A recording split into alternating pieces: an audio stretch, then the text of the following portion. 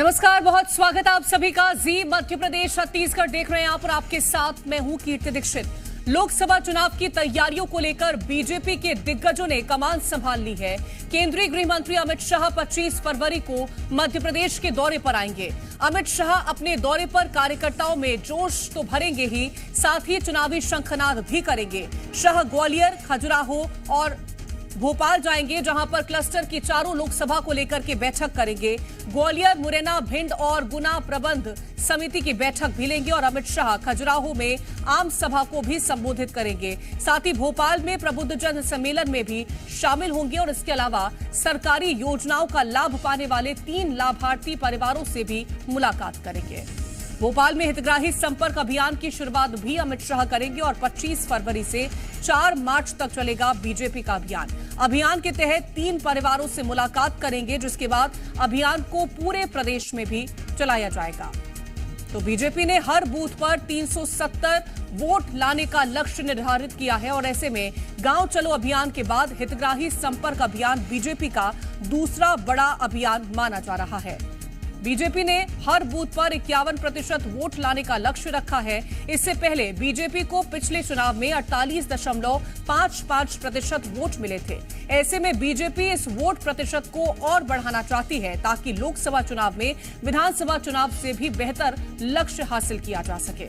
शाह के दौरे की खास बात यह है कि राहुल गांधी भारत जोड़ो न्याय यात्रा 2 मार्च को मध्य प्रदेश में एंट्री करने वाली है, लेकिन उससे पहले ही अमित शाह 25 फरवरी को भोपाल पहुंच रहे हैं और ऐसे में शाह के इस दौरे को राहुल की यात्रा की कार्ड के तौर पर भी देखा जा रहा है। दरअसल बीजेपी कार्यकर्ताओं के साथ संवाद करके उनके जोश को लोकसभा चुनाव के लिए और हाई करने वाले हैं और ऐसे में राहुल की यात्रा भले ही एमपी में एंट्री करे, लेकिन बीजेपी कार्यकर्ताओं का पूरा फोकस अपने काम पर रहेगा।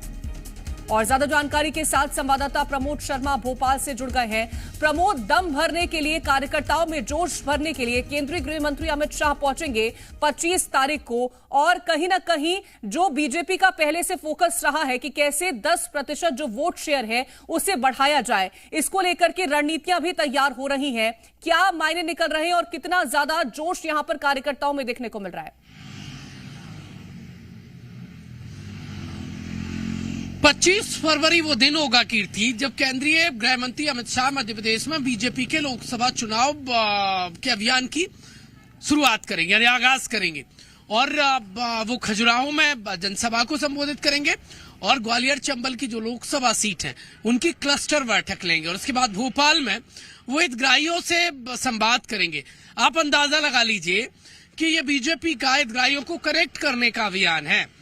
बीजेपी ये जानना चाहती है कि हितग्राही कितने खुश हैं केंद्र और राज्य सरकार की योजनाओं से और कौन उनसे बातचीत करने वाला है। केंद्रीय गृह मंत्री बीजेपी के कर्ता धर्ता। कुल मिलाकर ये जो दौरा है वो सुनिश्चित बीजेपी ने इस बात को लेकर किया है कि तीनों अलग अलग जो एरिया है उनको साधा जाए। हेडक्वार्टर से लेकर यानी मध्य प्रदेश के भोपाल से लेकर ग्वालियर चंबल, जहां पर सिंधिया के बीजेपी में आने के बाद पहला लोकसभा चुनाव हो रहा है, क्योंकि पिछली बार वो कांग्रेस पार्टी के टिकट से चुनाव लड़े थे, तब वो कांग्रेस पार्टी में हुआ करते थे और चुनाव हार गए थे। लिहाजा अब वो बीजेपी में है। तो बीजेपी देखिए ग्वालियर चंबल में भी उनके भरोसे नहीं छोड़ना चाहती है, तो क्लस्टर बैठक सभी लोकसभा सीट की लेंगे और खजुराहो जो बीजेपी प्रदेश अध्यक्ष का संसदीय क्षेत्र है वहां पर जनसभा को संबोधित करेंगे। देखिए एट द एंड बीजेपी ये चाहती है कि मध्य प्रदेश में हर बूथ पर उनको बड़ी तादाद में जो वोट है वो बढ़े हुए मिले, क्योंकि 370 का जो वोट का नारा दिया है वो झाबुआ में पीएम मोदी पहुंचे थे और उस मूल मंत्र पर बीजेपी आगे बढ़ती नजर आ रही है।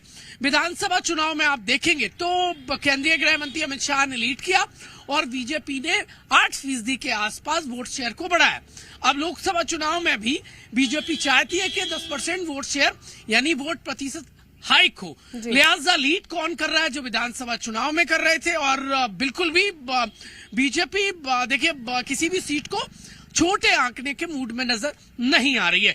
25 तारीख का वो दिन बहुत इंपॉर्टेंट रहने वाला है। तमाम जो बीजेपी के जो एमपी के वर्कर हैं, जो लीड करते हैं एमपी बीजेपी को, उनसे मास्टर प्लान केंद्रीय गृह मंत्री ने मांगा है और कहा है कि से चुनावी हुंकार भरते हुए गृह मंत्री अमित शाह यहां पर नजर आने वाले हैं और कितना जोश इस दौरान कार्यकर्ताओं में आएगा ये तो आने वाले वक्त में हम देखेंगे। फिलहाल बहुत शुक्रिया तमाम जानकारी पहुंचाने के लिए आपका प्रमोद। जनता के दिल का रास्ता विकास से होकर गुजरता है। चुनावी माहौल में इसी बात को ध्यान में रखते हुए लोकसभा चुनाव की तैयारी की कमान खुद बीजेपी के दिग्गजों ने संभाल ली है। पीएम मोदी कल विकसित भारत विकसित छत्तीसगढ़ कार्यक्रम का शुभारंभ करेंगे। पीएम मोदी छत्तीसगढ़ को वर्चुअली कई विकास कार्यों की सौगात भी देने वाले हैं। पीएमओ ने जानकारी देते हुए बताया है कि पीएम वीडियो कॉन्फ्रेंसिंग के माध्यम से जिन परियोजनाओं का उद्घाटन और शिलान्यास करेंगे वो सड़क, रेलवे, कोयला, बिजली, सौर ऊर्जा सहित कई महत्वपूर्ण क्षेत्रों से संबंधित रहने वाली है। छत्तीसगढ़ के विकास को रफ्तार देने की कोशिश यहां पर की जा रही है और इसी को लेकर 34,400 करोड़ की परियोजनाओं की शुरुआत होगी।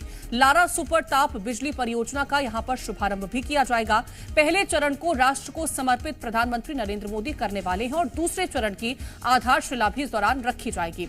कुल 1600 मेगावाट की इकाई का प्रोजेक्ट परियोजना विशिष्ट कोयले की खपत को यहां पर कम करेगी।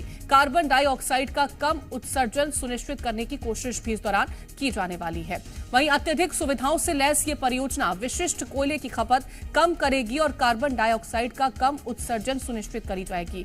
इन परियोजनाओं से उत्पादित होने वाली 50% बिजली छत्तीसगढ़ राज्य के लिए आवंटित होगी। वहीं प्रधानमंत्री मोदी साउथ ईस्टर्न कोल फील्ड्स लिमिटेड की 3 प्रमुख फर्स्ट माइल कनेक्टिविटी परियोजना का उद्घाटन करेंगे जिनकी कुल लागत 600 करोड़ रुपए से अधिक है। इसके अलावा पीएम मोदी बिलासपुर उसलापुर फ्लाईओवर को समर्पित करेंगे। फ्लाईओवर की लागत लगभग 300 करोड़ रुपए, भिलाई में 50 मेगावाट के सौर ऊर्जा संयंत्र को भी समर्पित करेंगे। यहां चलती ट्रेनों में सौर ऊर्जा के उपयोग में मदद भी करने वाला है। यानी कि कुल मिलाकर छत्तीसगढ़ के विकास को रफ्तार देने के लिए कल कई महत्वपूर्ण परियोजनाओं का शुभारंभ होगा। खुद पीएम मोदी वर्चुअली परियोजनाओं का शुभारंभ करके आम जनता को विकास की सौगात भी देते नजर